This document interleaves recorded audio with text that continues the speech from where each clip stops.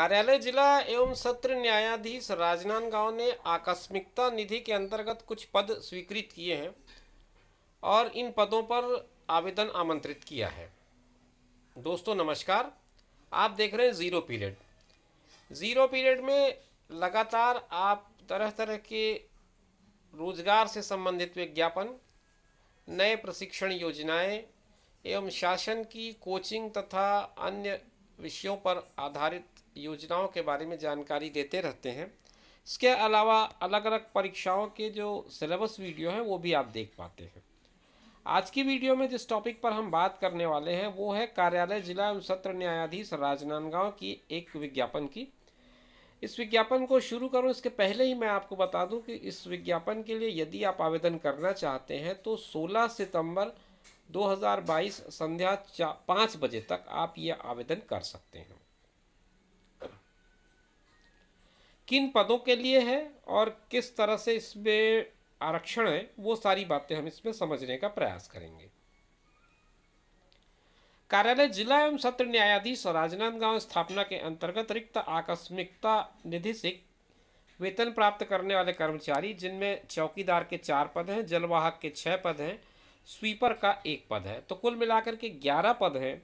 इन पर भर्ती के लिए अर्हता प्राप्त छत्तीसगढ़ के मूल निवासी उम्मीदवारों से निर्धारित प्रपत्र पर आवेदन आमंत्रित किया जाता है। तो ये ग्रेड 4 के पोस्ट हैं और इसमें जो सीजी डोमिसाइल है, जो छत्तीसगढ़ के मूल निवासी हैं, उनसे ही आवेदन मांगा गया है। पदों की संख्या और उसका आरक्षण आप स्क्रीन पर देख पा रहे होंगे। अगर ये ठीक से नहीं दिख रहा होगा तो मैं थोड़ा इनलार्ज कर दूँ, ये अब आपके समझ में बेहतर आ रहा होगा। अनारक्षित वर्ग में कुल 6 पद रिक्त हैं, जिसमें 1 महिला और 1 भूतपूर्व सैनिक का आरक्षण होते हुए 4 पद अनारक्षित हैं।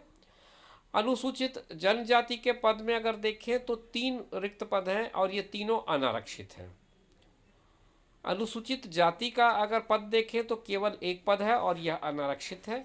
अन्य पिछड़ा वर्ग में भी लगभग यही स्थिति है, 1 अनारक्षित पद की। तो कुल 11 रिक्त पद बनते हैं, जिसमें से 1 पद महिला और 1 पद भूतपूर्व सैनिक के लिए आरक्षित है और 9 पद ओपन है यानी कि अनारक्षित है। भूतपूर्व सैनिक के लिए यह कहा गया है कि भूतपूर्व सैनिक वर्ग के पात्र उम्मीदवारों के चयन हेतु अगर कोई अनुपलब्धता होती है, मतलब कोई भी भूतपूर्व सैनिक आवेदन नहीं करता है, तो आरक्षित पदों को उसी श्रेणी के अन्य पात्र अभ्यर्थियों से भरा जा सकेगा।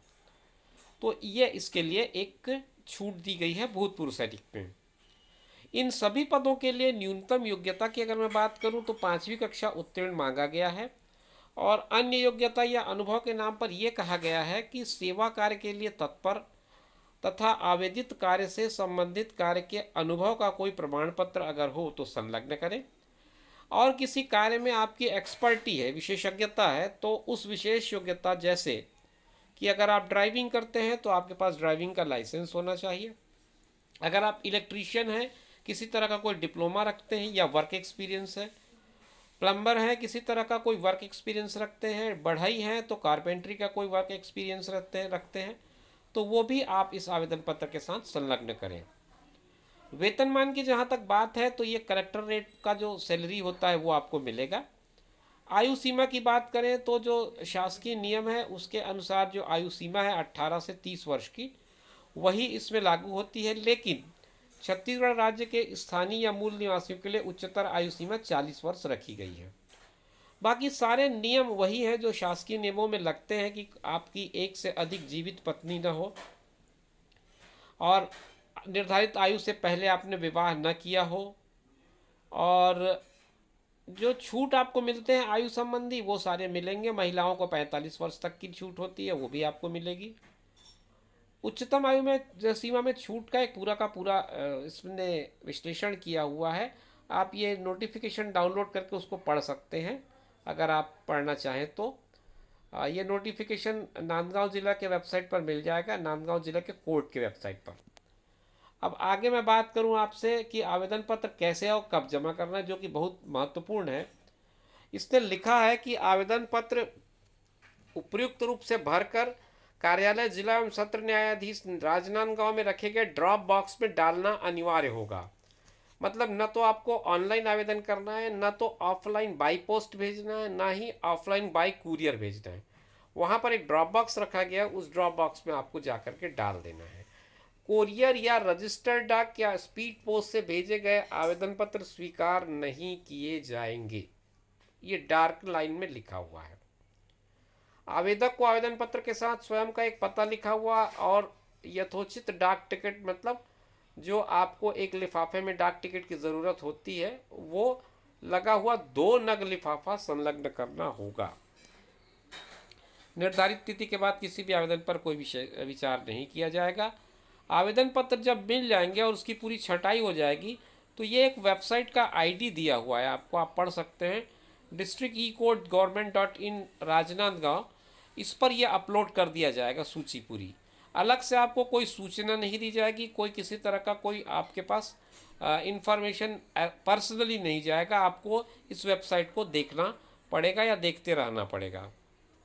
दावा आपत्ति अगर है तो आप उसी पे भेजेंगे और वहीं पर ही वो दावा आपत्ति आपको मंगाई जाएगी। आवेदन प्राप्त होने के बाद आवेदक द्वारा 5वीं कक्षा में प्राप्त अंकों के आधार पर प्रावीण्य सूची तैयार की जाएगी और फिर उससे 15 गुना अधिक उम्मीदवारों को कौशल परीक्षण के लिए बुलाया जाएगा। ये सूचना भी वेबसाइट पर ही आएगी। फिर उनका चयन का आधार कौशल परीक्षा के प्राप्तांक अंक होंगे, जिसमें मेरिट लिस्ट तैयार की जाएगी।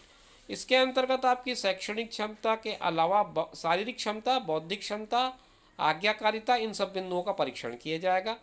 स्पेशल जो क्वालिफिकेशन है, जैसे विशेष योग्यता, ड्राइवर, इलेक्ट्रीशियन, प्लम्बर, बढ़ई आदि, इनको चयन में प्राथमिकता दी जाएगी। ये सारी बातें इसमें लिखी हुई हैं, आप चाहें तो पढ़ सकते हैं। मैं तो कहूँगा आप एक बार इस पूरा नोटिफिकेशन को डाउनलोड कर लें और उसके बाद इसकी स्टडी कर लें। ये आवेदन पत्र का प्रारूप है, मैं आपको दिखा देता हूँ। आवेदित पद का नाम लिखना है, अपना नाम लिखना है हिंदी अंग्रेजी में, लिंग लिखना है पुरुष या महिला, पिता पति का नाम लिखना है, पत्र व्यवहार का पता लिखना है, स्थायी और वर्तमान, जन्मतिथि अंकों शब्दों में लिखना है, आपकी आयु की गणना करनी है 1 जनवरी 2022 को। अगर आप अन्य पिछड़ा वर्ग या अनुसूचित जाति जनजाति के हैं तो हाँ नहीं में टिक करें, अगर हैं तो यथोचित उसका सत्यापित प्रमाण पत्र संलग्न कर दें।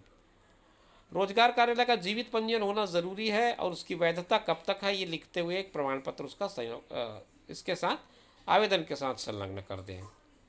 शैक्षणिक एवं तकनीक योग्यता के बारे में आपको एक पूरा विवरण दिया हुआ है, एक टेबल बना दिया गया है, आपको उसमें देख करके भर देना, जिसमें परीक्षा का नाम होगा, उत्तीर्ण होने का वर्ष होगा, बोर्ड या विश्वविद्यालय का नाम होगा जहाँ से आपने परीक्षा उत्तीर्ण की है, आपके सब्जेक्ट्स होंगे, फिर आपका पूर्णांक कुल मिलाकर प्रतिशत में कितना बनता है, प्राप्तांक बटा पूर्णांक और उसका प्रतिशत। विशेष योग्यता है तो आपको मेंशन करना है, अगर आप कहीं सेवारत हैं तो वो भी मेंशन करना है। फिर अंत में पूरा इनक्लोजर लगा के एक अंडरटेकिंग दे देनी है और स्वयं का सिग्नेचर करके फॉर्म को ला करके ड्रॉप बॉक्स में छोड़ देना है। तो मित्रों, ये थी जानकारी आकस्मिकता निधि से जो कुछ पद भरे जा रहे हैं डिस्ट्रिक्ट कोर्ट राजनांदगांव में, उसके बारे में। मिलेंगे नए वीडियो में नई जानकारी के साथ, तब तक इंतज़ार करिए, अपना ख्याल रखिए और उनका ख्याल रखिए जो आपका ख्याल रखते हैं। धन्यवाद।